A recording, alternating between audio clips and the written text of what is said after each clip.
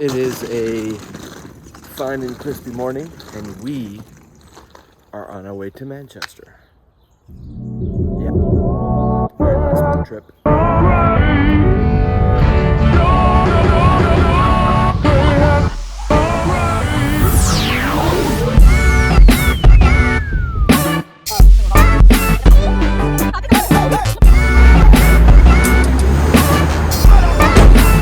So yeah, it's a very impromptu trip, and we are going to Manchester. So we haven't been in 2 years, or ever since the lockdown. So yeah, let's go. So yeah, we're about to take off any minute now. I'm gonna put my phone in airplane mode.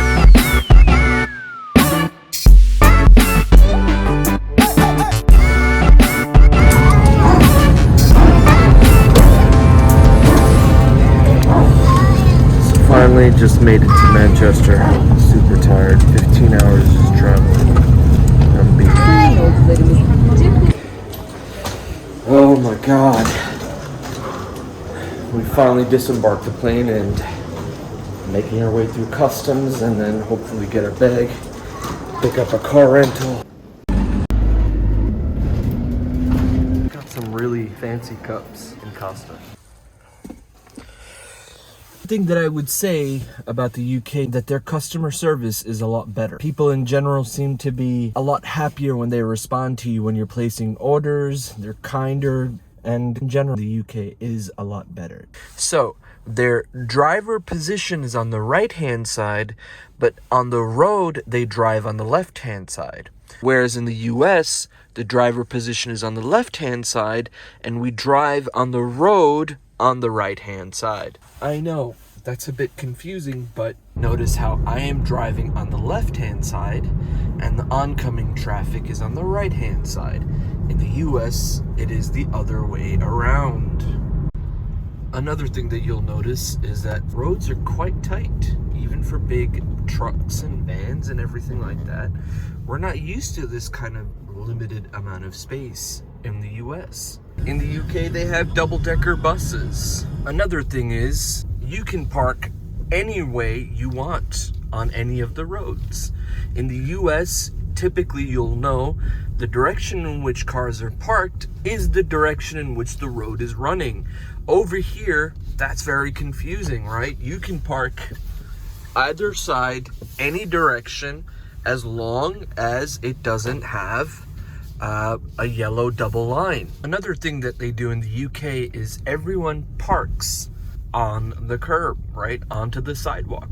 Nobody parks next to the sidewalk like we do in the US. In fact, most places we would get a ticket if we were to do this. But here in the UK, they actually have to park up because the roads are so narrow. Something strange I just discovered is I'm in the eggs aisle.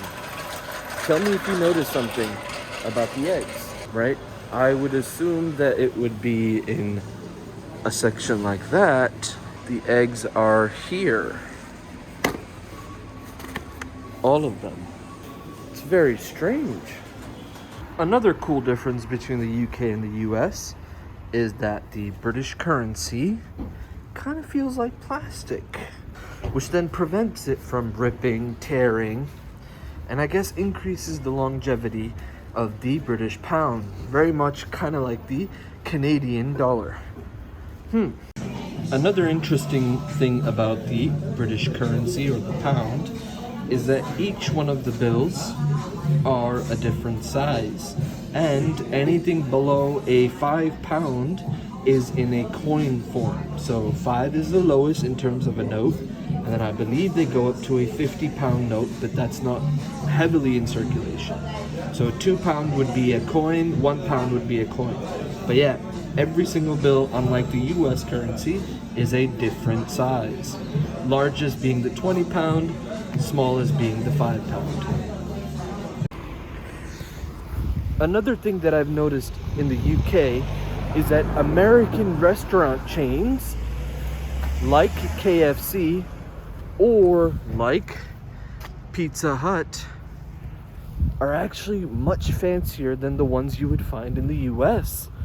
I don't know why, but I wish they had this in New York or something as fancy anywhere around the US, but they don't. Look at that. That's actually quite nice. Even the inside of the restaurant is so much cooler. Look at that. The seating, really nice. So yeah, I wish that they had this in the US. I wish it was this clean and this fancy.